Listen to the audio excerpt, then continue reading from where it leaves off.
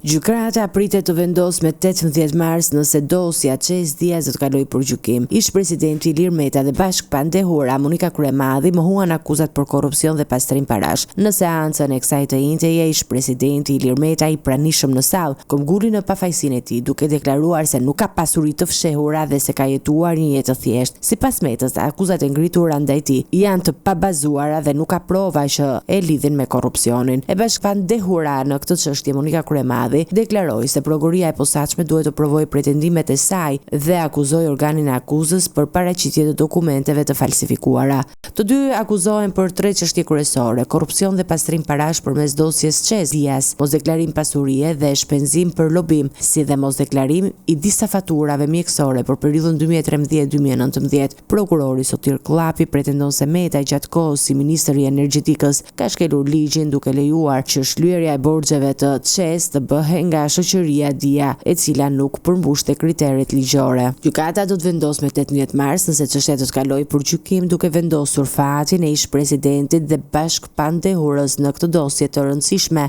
për opinionin publik dhe për luftën kundër korrupsionit në nivelet më të larta.